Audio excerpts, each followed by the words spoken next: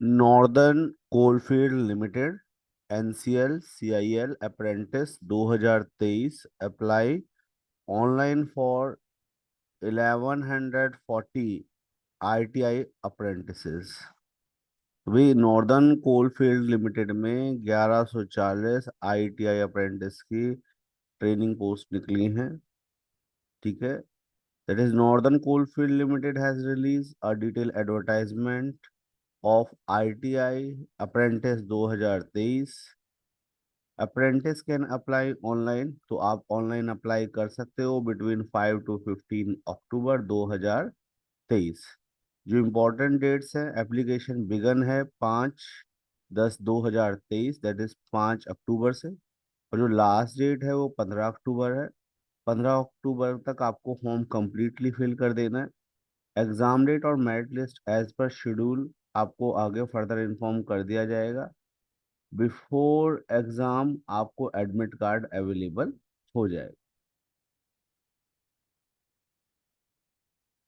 ये जो यहाँ इस फॉर्म के लिए जो एप्लीकेशन फीस होगी वो जनरल OBC और EWS के लिए ₹0, SC ST और फिजिकली हैंडीकैप के लिए ₹0।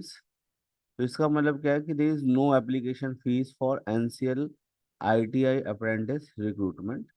जो एज लिमिट है एज पर 31/08/2023, ठीक है, 31 अगस्त 2023, वो है 18 साल मिनिमम एज है और 26 साल मैक्सिमम एज है।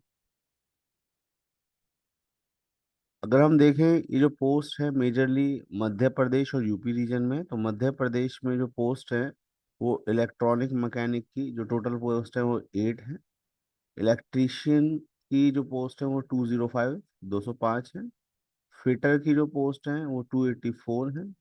वेल्डर की जो पोस्ट है वो 87 है। और मोटर मैकेनिक की पोस्ट 37 है। तो टोटल 621 पोस्ट हैं इन MP।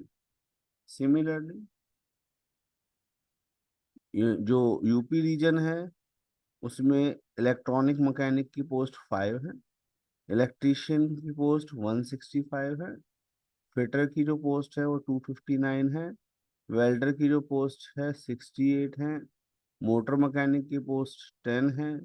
और ऑटो इलेक्ट्रीशियन की पोस्ट 12 है।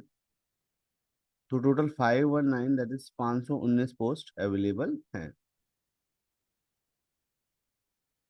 अगर हम एलिजिबिलिटी का क्वालिफिकेशन देखें, तो क्वालिफिकेशन जो इलेक्ट्रॉनिक मैकेनिक है उसके लिए मैट्रिकुलेशन या 10+2 के बाद ITI का ट्रेड सर्टिफिकेट होना चाहिए, इलेक्ट्रॉनिक मैकेनिक ट्रेड का। सिमिलरली इलेक्ट्रीशियन के बाद 10+2 के बाद इलेक्ट्रीशियन का सर्टिफिकेट होना चाहिए, मैट्रिकुलेशन या 10+2। ठीक है। फिटर के पास भी सिमिलर है कि मैट्रिकुलेशन और equivalent under 10+2 system, fitter trade का सर्टिफिकेट होना चाहिए। सिमिलरली वेल्डर के लिए भी है मैट्रिकुलेशन और 10+2 सिस्टम, जहाँ पे वेल्डर का ट्रेड सर्टिफिकेट होना चाहिए। मोटर मैकेनिक के लिए भी सिमिलरली मैट्रिकुलेशन इक्विवेलेंट अंडर 10+2 और मोटर मैकेनिक का ट्रेड सर्टिफिकेट होना चाहिए। और ऑटो इलेक्ट्रीशियन के लिए भी मैट्रिकुलेशन इक्विवेलेंट अंडर 10+2 और ऑटो इलेक्ट्रीशियन का ट्रेड सर्टिफिकेट होना चाहिए। तो ये सभी डिटेल्स आपको प्रोवाइड कर दी गई है। फिर भी कोई प्रॉब्लम हो तो आप इस वीडियो के लिंक में आपको डिस्क्रिप्शन में लिंक मिल जाएगा, ज़रा ध्यान दीजिएगा, है ना।